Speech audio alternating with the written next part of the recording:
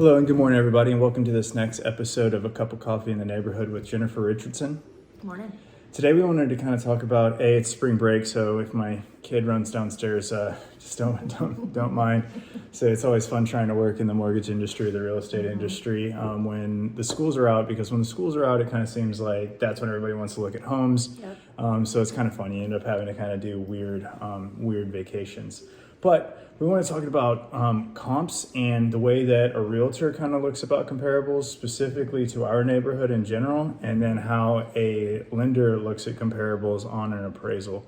So without further ado, I'll let Jen get into how they look at things. Yeah, for sure. So, Mark, the first question that people ask me when they're looking at a property is they say, hey, what do you think this is actually worth? We see it listed at, I'm making up numbers, but we see it listed at $650. Mm-hmm. Is this property actually worth $650? And that question really depends on, first of all, a property's value is dependent on what a buyer is willing to pay for it and what a seller is willing to sell it for and how they come to terms. But then when there's a loan involved, you have that appraiser that is the overall authority on this is what I appraise the value at. And then they can hash it out and determine what they want to actually sell at, right?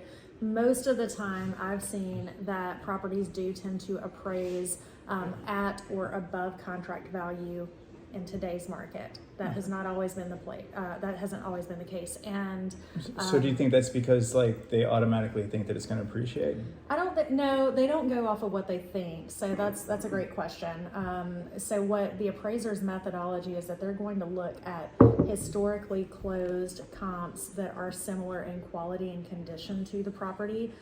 They look at, ideally they would find things that are within the same neighborhood, but sometimes that's not always able to be accomplished. So sometimes the appraiser has to go outside of the neighborhood and pull comps. But what they like to do is stay within as close of a time frame as possible. When you start going back historically, and sometimes they have to, but when you start going back historically, you have to start, adding and adjusting those for appreciation or depreciation. Yeah, right. So, so that's what their methodology looks like. So when we're looking at properties, me and a client are looking at properties, and they say, "Hey, Jen, do you think that this property is worth, whatever the number is?" I say, seems pretty reasonable, but let me go and look. Now, if it's something that's blatantly obvious that it's probably not, we're going to have that conversation. But best practice is to always look at things, more from a high fly and mathematically, not from what I feel like, not that it smells like this, or, they use purple paint, not that there's anything wrong with that. There's a wood for every butt. But, that's how we have to look at it. So with new construction, of course, you have a couple of different variables, right? So in our neighborhood in particular, sometimes we'll see properties that may not appraise. Most of the time they do, but if you have added a lot of different upgrades into the property, we need to make sure that that conveys to the appraiser and that they're able to see that value there. Lot premiums can come into play with that. So if you have a premium lot, then I'd like to convey that to the appraiser, of course. And then, of course, when you're looking at let's say you're considering, a resale in the neighborhood, and we're starting to see those right now. We've got one that's active right now. You wouldn't necessarily look at the new construction. Typically those, and you would, but you got to adjust for that. Typically that new construction, someone has secured that pricing 9 months ago, or maybe even a year ago, right? So that price that it closes at may not be today's fair market value. So there are a lot of nuances involved in pricing. I think it's a really important conversation to have. It's almost a challenge for me that I enjoy taking on, because I'm like, all right, let's see if I can get it as close as possible. I'd like to get into that and really, do a great job on advising the client as best as possible. Of course, at the end of the day, I'm not an appraiser, but I have to let them know, this is what I think we can expect. And that's kind of it in a nutshell. I mean, it's really a complicated process from my view. I like to look at every single facet of it. I can tend to spend a little bit, maybe too much time in it.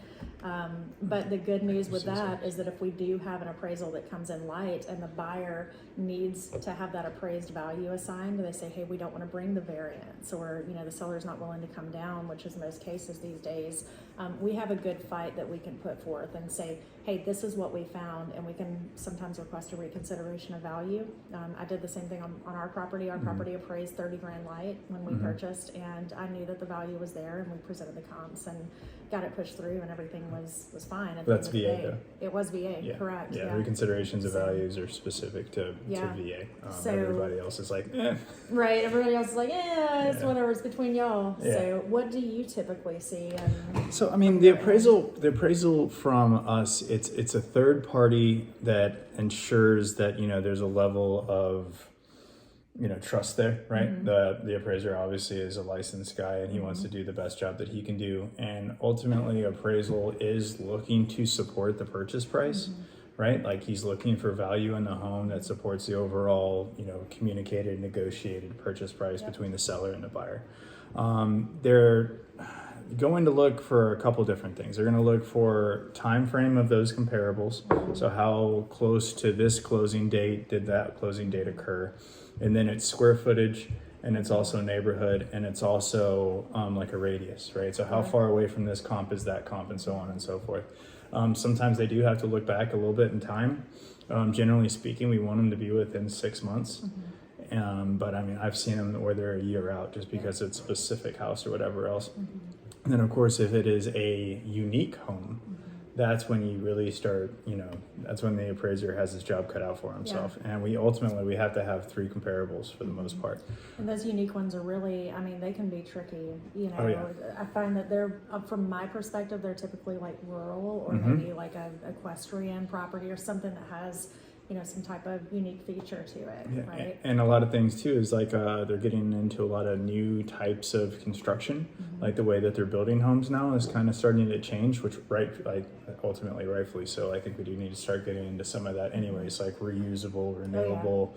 Now they have like even the concrete stuff. They have you name it, they're starting to build with it, which is awesome.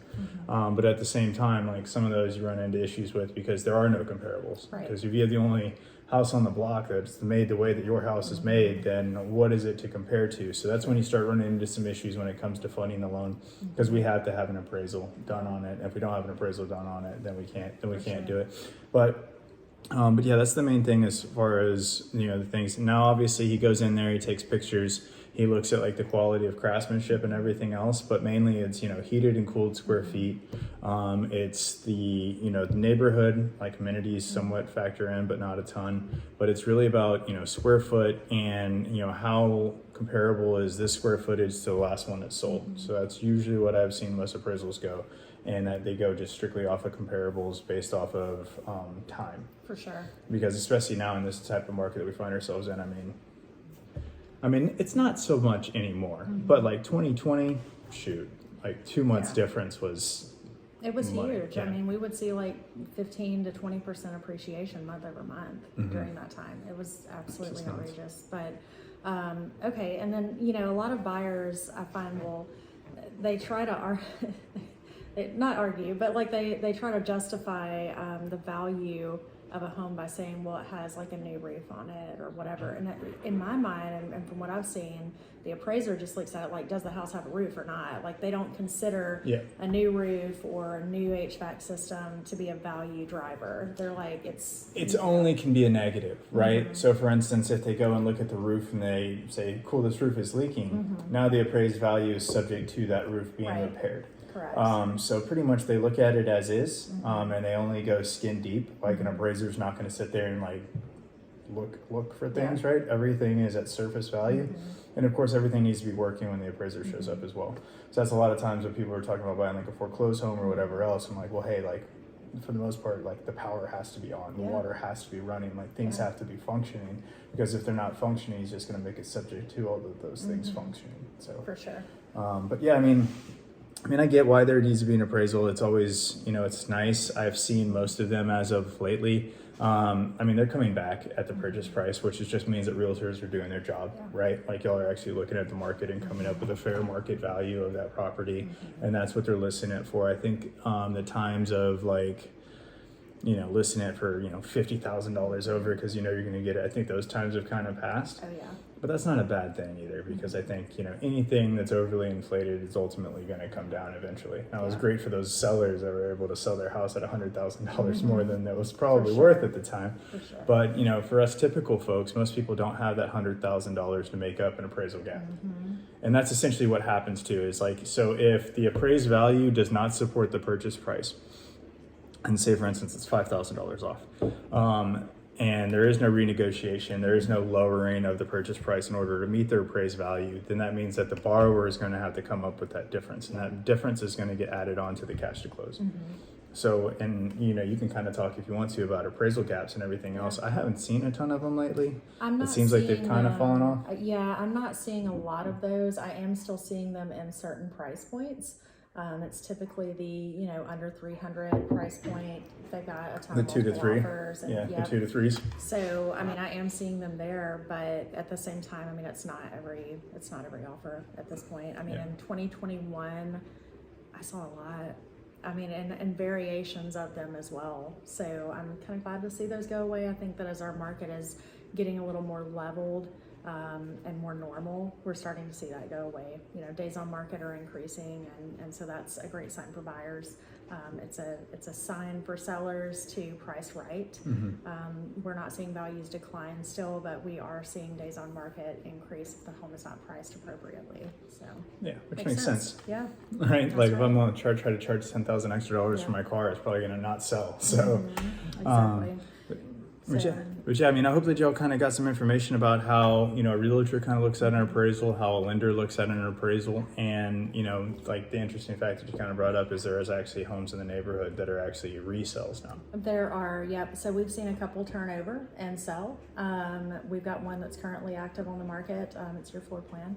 So great floor plan, I guess. And that one is available for sale if you know anybody looking to move into the neighborhood.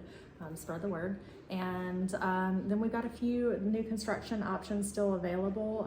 Those are drastically being scooped up. So I think there are like 4 or 5 that are available in the neighborhood, and then we may not see anything for a while. So I'd recommend if you got somebody looking to be a neighbor, come on. Come on over. It's a good neighborhood. It is. We'd happy to have you. Yep.